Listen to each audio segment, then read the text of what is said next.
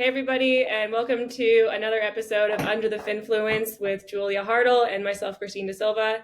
Today, we're going to be talking with somebody who's been in the shark world for a very long time and who we really look up to and are going to be fangirling over this entire podcast, Eli Martinez. Super excited to have everybody learn a little bit more about who he is and what he's been doing. Eli, tell us how Shark Diver magazine came about and kind of what you did with that whole project, I guess. I really love it. I have a surprise for you. Do you want to see it now? Yes, I would love to see it. Yeah, because then I'll be thinking about that and not the, you did not. Hold on, you can't see it. You did not. My back of my... Wow, you did. That is insane. Bless up, brother.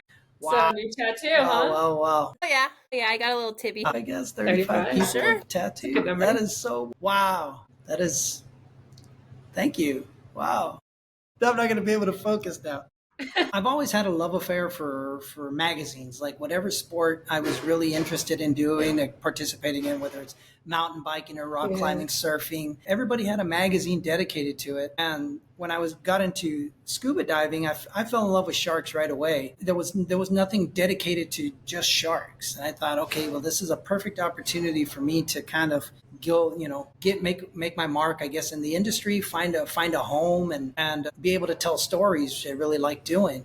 So yeah, I just said, you know what, there's nobody doing this, and I was just not smart enough to know why nobody was doing it. I didn't know anything about photography. I didn't know anybody in the industry. I never written anything other than journal notes in a book that I kept on my shelf. That was like, I just knew nothing about nothing in the magazine industry and how to run it properly. And I just said, all right, this is perfect. It's a perfect business opportunity. I'm going to do it. And so I published the first issue in March of 2003, and we had planned like 4 issues a year. So a quarterly magazine. It's a lot of work. We ran with that for I think we did about 25 issues, but right around issue 23 and 24 is when Facebook, I could see the legs growing for Facebook and the storytelling. The digitization. So then I could see the writing on the wall that Facebook was, taking over the world and magazines were dinosaurs. So we shut it down and we stopped. I wanted to hit 25 issues at least. And then that was the last issue we published. But it was when we first started the magazine, I started offering expeditions to fund the magazine because it was reader sponsored. We weren't big enough to attract advertisers to our magazine. So I focused on organizing trips to get people to help us fund what we were doing, and that part worked. When I shut the magazine down, shark trips. Those are where were your early shark trips? Then those are Bahamas trips. Yeah, it was Guadalupe. We did North Carolina, sand tigers. We did Bahamas for tigers and great hammerheads. Those are the first 3 we ran. And then we did a poor beagle trip. We did a Greenland shark trip. What else did we do in those early days? Whale sharks off of Holbox, which was completely unknown at the time. So nobody really knew about that spot. And so that was a lot of fun, introducing the world to that. Sometimes I kind of kick myself because I know that we had a hand in the craziness. But, that took off on, that was its own monster in the creating. Eli, give us a little more background from your perspective on the kind of the buildup of shark ecotourism, because you've been in the industry for a hot minute here. Yeah. Well, I know that it's like some of it started. So there was several people doing different things, like in the late 70s, early East. Howard Hall and Bob Cranston started a shark dive in San Diego. It was a cage dive with blue sharks. And at the same time, on the other side of the pond, which was Rodney Fox, was doing stuff with the white sharks. So those are the first guys that were really doing anything super exciting, super interesting, and open to the world with sharks. And then I think there was a few places, I'm not sure if it was Tahiti or, Fiji and those areas where you could see sharks, but it wasn't it wasn't mainstream. And then in the early East, you had the Bahamas, which was Stella Maris was the first to advertise it and offer it. And then after that, you had a bunch of other operators that could see that, hey, there's some money to be made. We're on sharks. And then they started introducing it to the island to where I think almost, I don't know how many islands actually offer some kind of shark dive. which is Grand Bahama and Nassau, Stewart Cove, which made it the most famous and had made the biggest bang and the biggest noise for sure. And that was kind of the birth of it. And I think it was, that's when it was really where it all kind of grew. And then, Hollywood started looking at these places, and because it was so different, so foreign. That was where it all started. I think that's where, these guys were the pioneers and the ones who really put sharks on the map as far as shark feeds, ecotourism for sharks, because you could go to certain places and dive like the Galapagos and you could see sharks, right? But nobody was really offering these intimate encounters with these animals, except for these places. Those are the founding fathers, I guess, for ecotourism. I mean, this is such a near and dear topic to my heart because it's really the meat and potatoes of my entire dissertation, which is already 6 years deep, plus my time spent in the industry previously, and I'm not defending yet for another couple years. But I really love hearing more about it because I think that it's been kind of a gateway for science to really build conservation. And I know you've been involved in conservation for essentially the whole run, especially just even offering the magazine and, like you said, getting that mainstream perspective to really question what a shark is, or the safety of a shark, or the interaction, or the ability to kind of be sharing space with this type of animal. And I just, from a traditional science perspective, now that I'm back into stricter academia, even just conservation classes, for example, are relatively new to the streamline. And as I kind of touched on, is like, for example, the unique facets of an individual shark, rather than broadening our understanding. And really, science sometimes can tell us to what degree of certainty. So maybe it's still kind of a blanket term for this species and this location, but even acknowledging the possibility for within that species, within that location, within that shiver, these two sharks look the same and they don't act the same. So just, and then when you're actually interacting with them, whether it's feeding or any kind of hands-on, or even just paying attention with a direct observation and really watching and learning, it's like so apparent that they're so individual. It's really cool and lovely. Yeah. I mean, that's definitely something that, as far as science and conservation and shark diving and ecotourism, I think that they should complement each other. For a long time, 100. The conservationists or the scientists were fighting against the shark diving, these organized dives. And I think that was a big mistake. I think there was so many opportunities for science to get involved in the early days and to truly understand the behavior. I mean, and not just look at it from blood and tissue, but looking at these animals and their personalities and the behaviors. I think they made a huge mistake by not adopting it early on. I think it's changed now. I think a lot of scientists are now seeing the benefits of these, because I think of them as just living laboratories, for shark science. They're really great places for people to understand, like looking at a shark that returns to the same dive site year after year after year, and how many times she returns pregnant, and when she comes back with fresh mating scars, and you can see like how many times this individual has pupped through the years. I mean, it's just like a great place for science to come in and really get to know these animals and really get a better picture of a shark's life.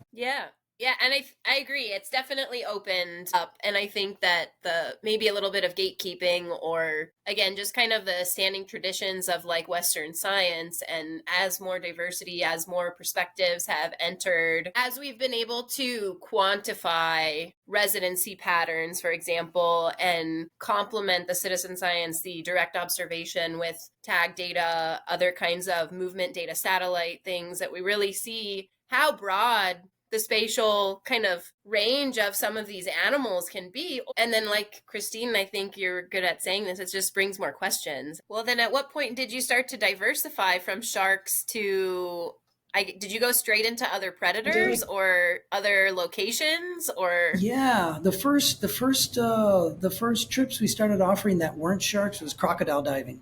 That was the first one.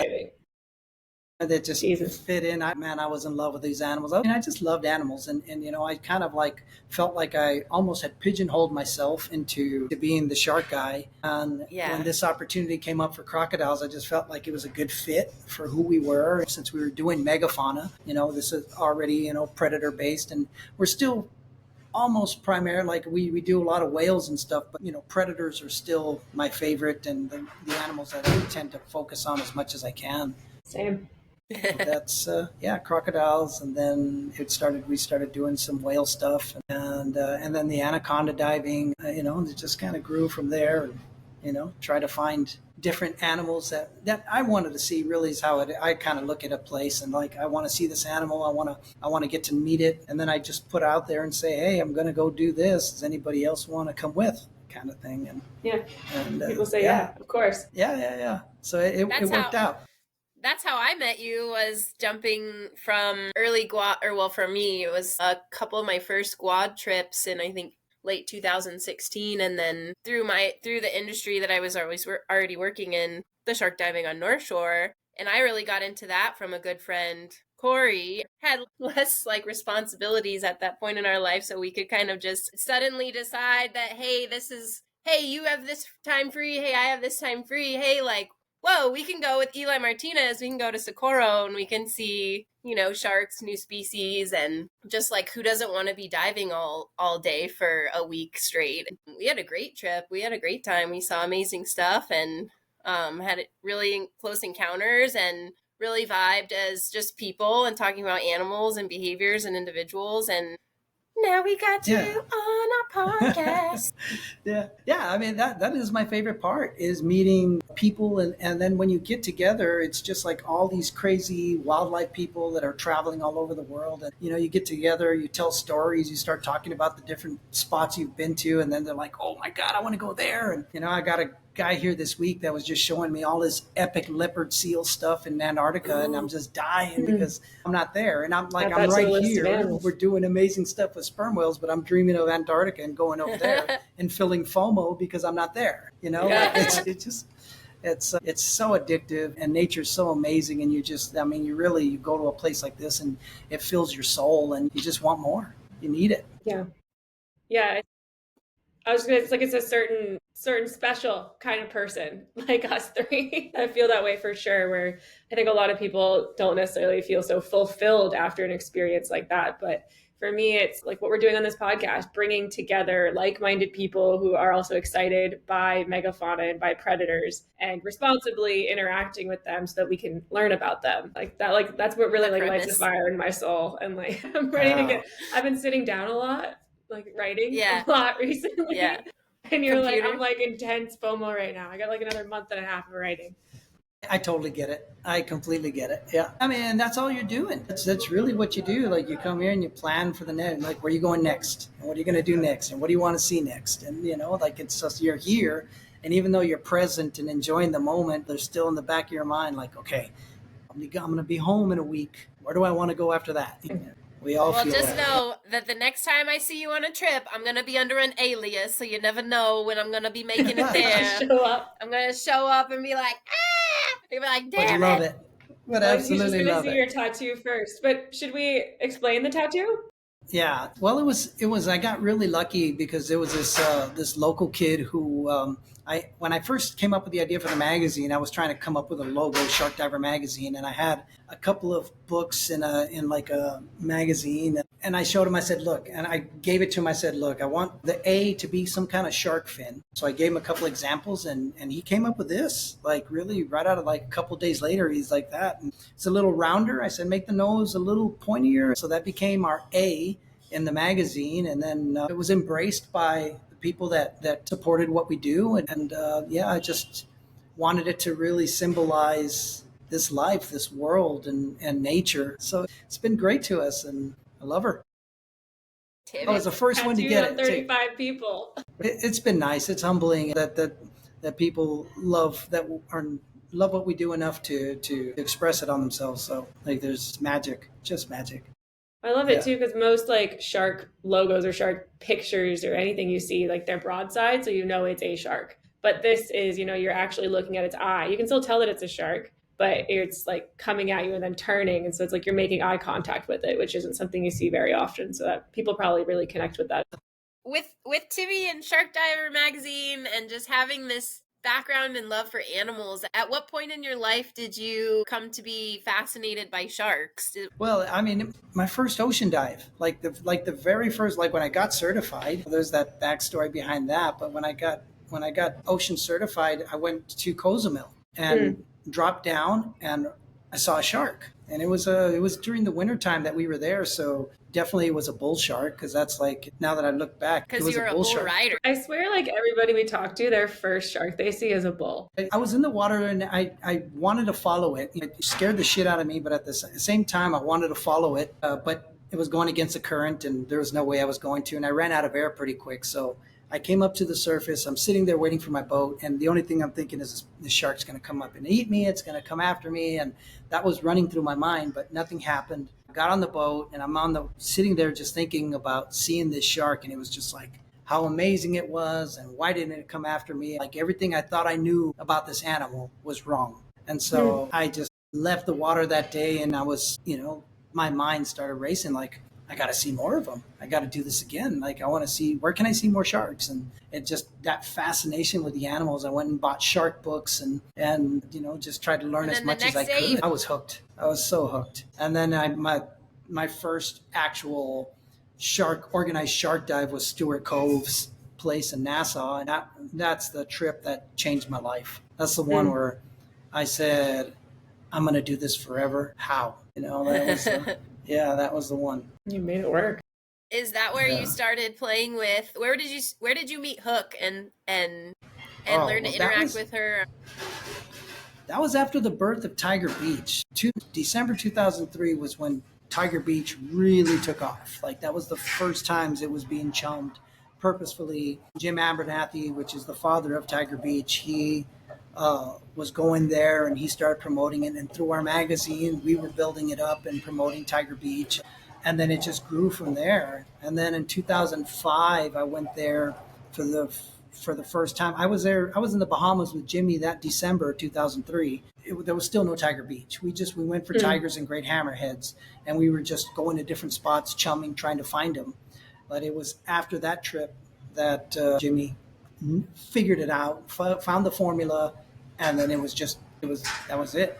That was where it began. And then I organized another trip there in 2005, and it was 2006. And then I met Hook probably in about 2007, and we still weren't really hand feeding the sharks yet. It was, I think, late 2008, early 2009, when we were trying to get the sharks to hang around. They weren't really hanging around, and I told Scott, the owner of the Dolphin Dream, I said, let me take a box down, and let me see if I can keep the sharks interested. Let me see if I can do that. So I took a box full of bait, dropped down, and Hook came up to the boat, or came up to the box, and then I just started hand feeding her, and that was it. That was like where it all began. Jimmy wasn't hand feeding on his boat yet. It wasn't until after. So I was the one who started all the hand feeding there. So I guess the good and the bad that came from it, but it was that's where I felt that for us to kind of learn what we've learned, I mean, it needed to go there. We needed to push the envelope. We needed to see what was possible, not what's practical, but what's possible. And Hook's still there. You still see her. Yeah. She's still around. No, sadly, I haven't seen. No, last time I saw her was 2019. That was like the last footage I have of her. And because I really feel like sharks travel in twos. Like I really feel they have a best friend. And if I saw tequila, chances are Maui was nearby. If I saw Hook, Princess was always nearby. So even if Hook wasn't there, if I saw Princess, I said, Hook's going to be here within the next day. And sure enough, she would show up. Definitely, there's a lot of relationships. I think Emma and Jitterbug, I really think there's some speculation. It's it hasn't been proven, but some people are saying that might be one of her daughters. I know that because she tolerates that shark so much. Yeah. Maybe. That's an interesting, well, you know what, for tiger sharks, there's definitely still, I agree, this kind of set perspective that they are solitary. And I've interacted with tiger sharks, and there are interactions that you have solitary, and there are interactions in pairs where sharks come in seemingly quite cooperatively. Right. Boom, Yeah. boom. Totally. And they I just- cycle, yeah. take turns, boom, Well, boom. did you see Or like that in paper that came out recently in the video with the tigers, like what was it, 5 or 6 of them working together to take down a baby whale? yes, that's new footage though. This is Yeah, like yeah. new, and it's not new. It's new viral footage. It's not that no Well, one's it's not seen. new. Well, right, and it's broadening that perspective of, again, I think before I just be like science isn't up to the times, I think there's the process of the science to be able to, again, with their It has to be certainty slower. say, with quantification and or kind of, but I definitely think they're able to communicate. I definitely think they can work cooperatively as tiger sharks, but also other species. We've seen this with white sharks also.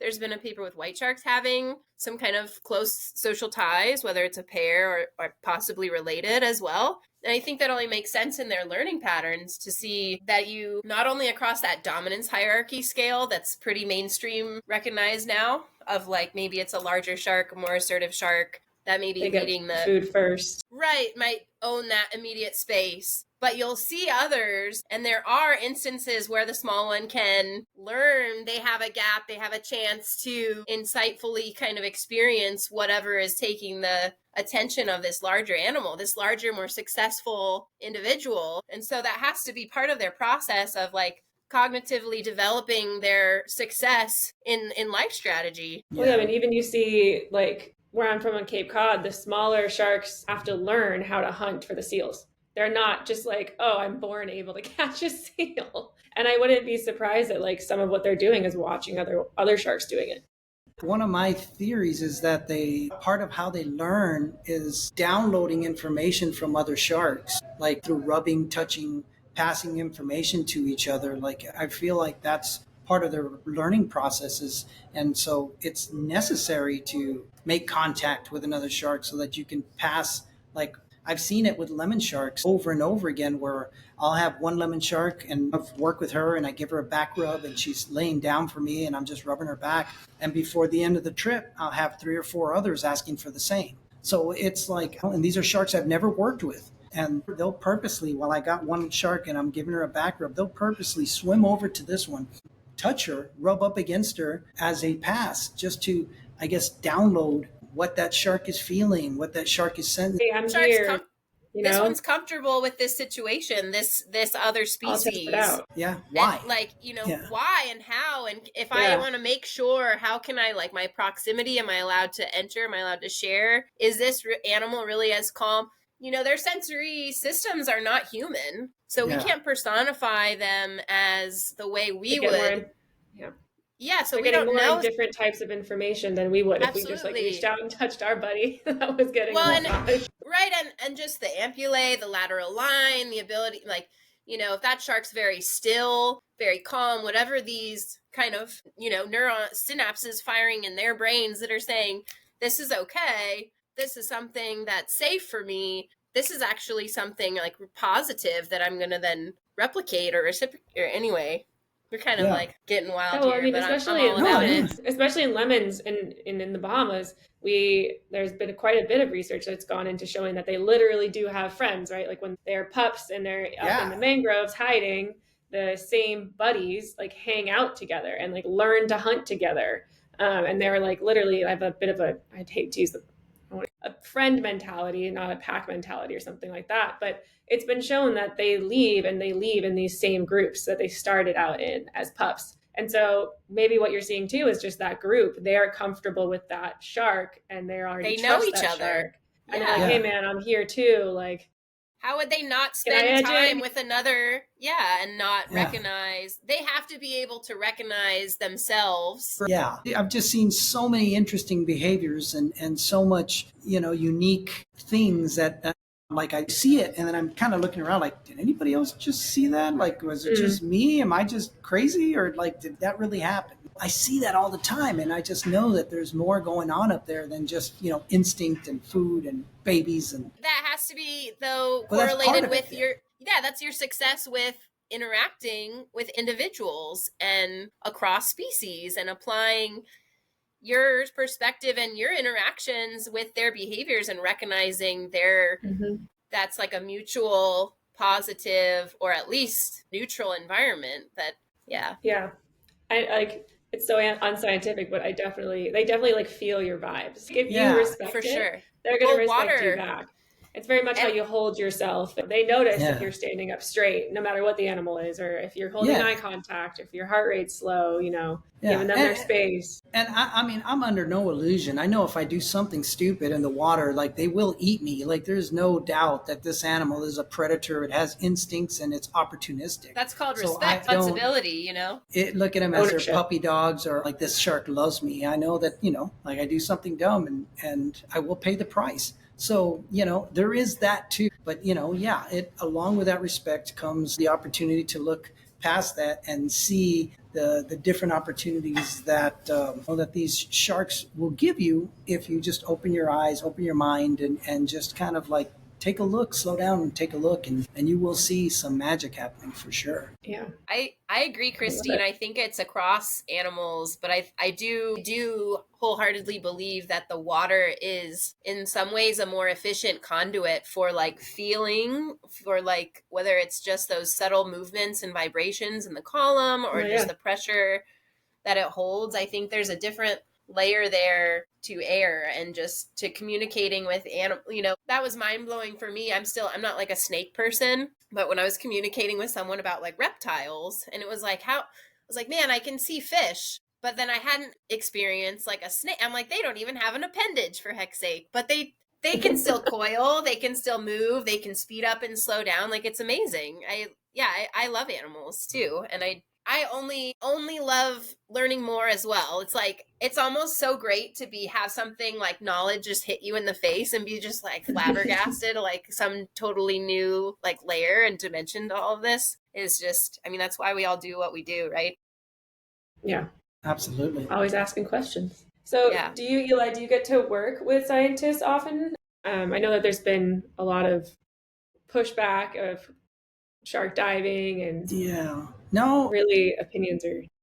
When I first started, there was so much pushback against what I was doing. I mean, there was really a lot of hard feelings and negativity and just this rodeo clown kind of attitude towards me. And I feel like some of it was jealousy. Some of it was just like they didn't like it at all, or they don't look at sharks. For them, the shark is a lot of these guys, the shark is just a subject to study.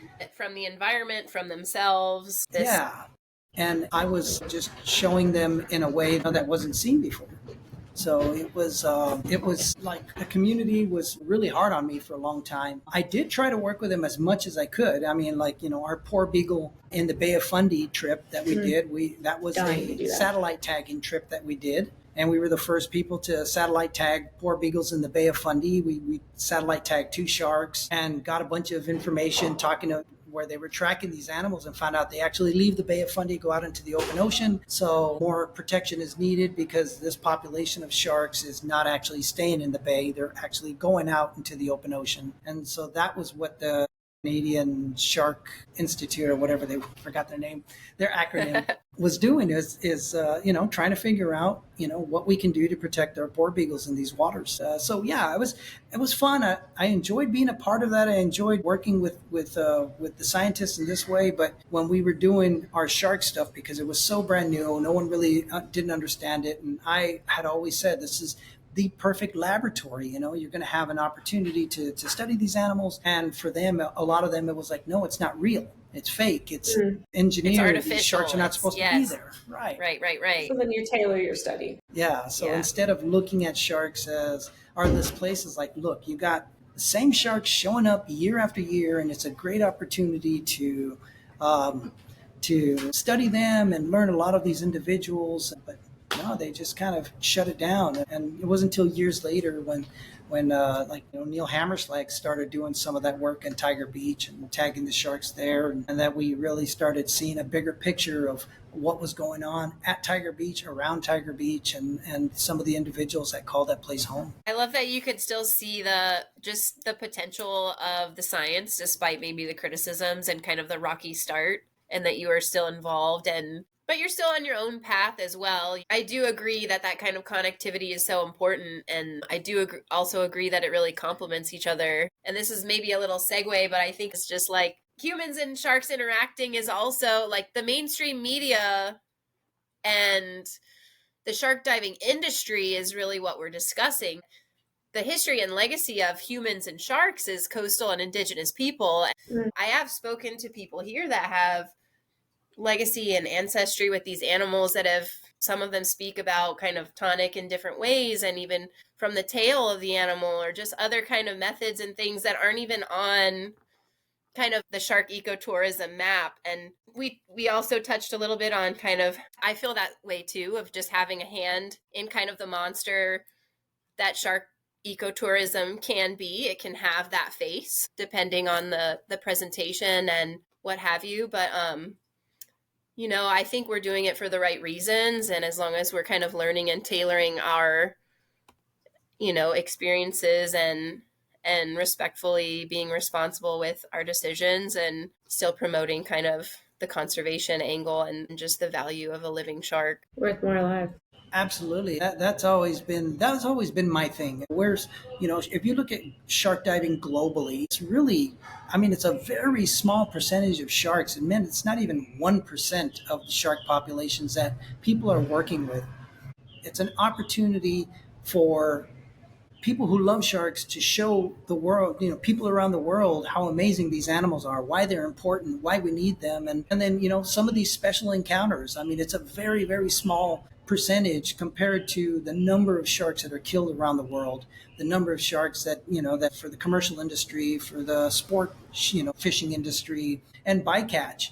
We're losing populations, and there's really, there's still a mentality of, the only good shark is a dead shark. So I really think that this small percentage of sharks have become advocates for their species. And, our role in this is through storytelling and science and other ways of trying to help these animals in our own way, each in our own way, of course, but, doing our part as best we can, really. Yeah, I've oftentimes, when trying to have this conversation with people, is kind of explain it the same way one does an aquarium. Like, I don't necessarily agree with captivity, but I think that aquariums have a place and they're important. And there are so many people that have said, oh, I love this animal because I saw it in an aquarium, or I became a marine scientist because I went to see, unfortunately, like an orca at an aquarium. And so I oftentimes kind of put those two together as being similar in the fact that we need, especially today, media of sharks in order to explain them to people and in order for people to love them. But like you're saying, it's not the majority of the population, just like the aquariums are not most fish by any means. Well, definitely what I think we should link to this episode, there's so much mitigation for, there's published studies we can link about ecotourism, but there's like the World Wildlife, the WWF has put out about best practices, about how things to keep in mind and to be driving the industry for shark ecotourism, both from the perspective of the human and the shark. The Shark Specialist Group has put out some amazing new media with release number 11 this year, and they have a lot of information for just best practices and responsible advocacy and operations, that it's not just about the opportunity for the dollar on the back of the shark. Go ahead. No. We haven't even touched on that yet. Right. Like as far as the benefits of having, ecotourism and what it means to people, what it means to like Isla Mujeres, like whale shark diving over there, like how it changed the entire island, that summer, and how important it is and why it matters. Or Magdalena Bay with the striped marlin and the marlin bait ball and the sardine run, how ecotourism has changed this entire island. Like, everybody was surviving off of fishing And now, I mean, with the marlin bait ball run, like a large percentage of them are not fishing as much as they were once were, because now they can make a living off of ecotourism. Right. So, Yeah. like, The I whole mean, it's worth more alive it's thing. so important to people, so important to communities, and places like the Bahamas that benefit. That, you know, we're talking about the airports, the hotels, the dive shops, the trinket Right. shops, the restaurants. Everybody benefits Spillover. because of Yeah. the sharks. Mhm. Yeah, I mean, just looking at it from that perspective. And beyond that, like their ecosystem services, right? So like how the sharks are keeping their environment healthier as In well, check. so that the fishermen are also benefiting as well from the sharks being there, because there's more fish, there's healthier fish, there are Well, and healthier reefs. I'm going to tap on this too with a couple of statistics, because we're looking at globally the number of shark watchers, which encapsulates shark divers, Yeah. cages, is surpassing whale watching worldwide. We're looking at already 1 million people are paying around the world every year to interact or see a shark in the wild. Yeah, going big out. numbers It's and big only numbers. growing. Yeah. And like exponentially growing, because that's how North Shore, I mean, that's my gap that I'm studying, is looking at the volume of the practice. Well, I don't want to get into that, actually. Yeah. Let's go to a chum diary. Anyway, I think that's a great segue with those great numbers into chum diary. So Eli, this is your chance to tell us your craziest, scariest, funniest, definitely most memorable story that you have that you think we would love and our listeners would love to leave us with this amazing mark. Man, Just one. just one. Shark, I don't know if I have any stories. Okay, I heard a story that maybe you were witness to an incident where I believe it was Bahamas, and I believe it's on scuba, and the diver was picked up by the midsection by a shark, dropped, and that there was no scratch on the human, but indentation to the wetsuit alone. Yeah, You'll need yeah. a So fact there was check a on that story. this was a snorkeler. He was snorkeling at Tiger Beach Oh, gnarly. On the surface? on the surface. This is way back There you in go. 2007 or 8, and Emma Yeah, girl. was diving. Well, diving. Emma was diving. Yeah, Emma was the tiger shark. Emma's the that's in shark, question. everybody. So She always as he was on the surface, and normally what you do when you're approached by a tiger on the surface, you put your hand on her head and you push her away. This guy freaked out and froze. He went stiff. So he just like locked arms and just went stiff instead of reacting. And so as soon as we, saw that, we are trying to swim up to help the guy, but he just went stiff. Emma got to him first, and she grabbed him by the stomach and she squeezed, and the guy kind of shot out of her mouth because he was wearing a wetsuit. She just squeezed, he shot out of their mouth, and then she just dropped back down. Well, we get the guy on the boat, and of course, he's pale white. He just freaked out, completely. And we look at the wetsuit, and it's got all her indentation, all like her mouth shape on the wetsuit. And we pull his wetsuit down. We already had the medical kit, everything out by that point, by the time we got him on the boat. You're like, where's the blood? Where's the blood? 0 marks on the body. 0. Like the wetsuit had cuts where she squeezed and she cut the wetsuit, but not a scratch on the guy. Not one. That's so the guy went in, insanity. like that guy, he went inside, he grabbed a beer, chugged it right then. I'm alive. That was scary. That was scary, but that's what happens if you don't respond. I mean, this is why we teach people so much to need to move the animals away. You can't let the animals into your personal space. Mm-hmm. Yeah, that was. Well, and it just shows you how, I guess it's always that two sides of like, it shows you the capability, right, of what she could have done. Like, we all know without a doubt what she could have done in that situation as the predator. With their mouth around the midsection of a human. Like, we're soft or fleshy, wetsuit or not, I don't care. Especially but in that also spot. oh yeah, I know, right? All his guts, like, ooh, okay, sorry. But the ability for her though to retract her teeth, I mean, that's another, I make that choice to do that. Yeah. I mean, the ability, that was just the choice, the drop. The brain processing, being like, very quickly deciding this is not food. I'm not going to continue like wasting my energy attacking it, and very quickly just like letting it go.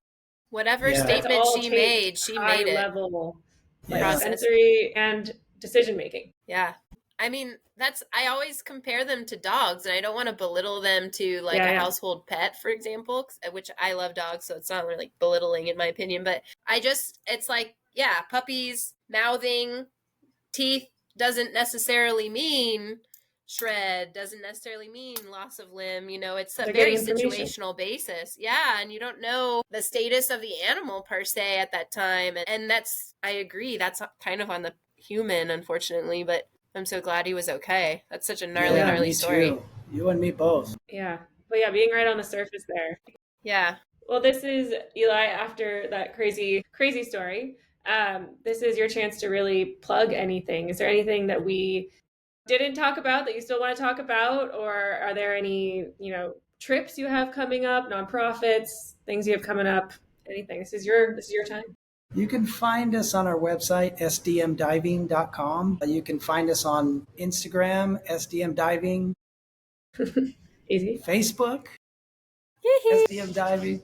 No, it's that's where they can find me. They can find information about us, what we do, and the different places that we go around the world, and the different animals that we try to experience. So yeah, that's what it is. I think the only thing I like, the work that I've done is evolved from not just sharks, trying to understand like the anacondas and the crocodiles, and trying to show people, the other side of these predators as well, and try to shed some positive information about these animals, and not just the jaws and claws that people are used to, or people, want to see. We try to say like, okay, well, there's another side to these animals. It's not just teeth, but, there's an interesting side to these animals, and what they do in their ecosystem, and what, their importance to the environments where they live.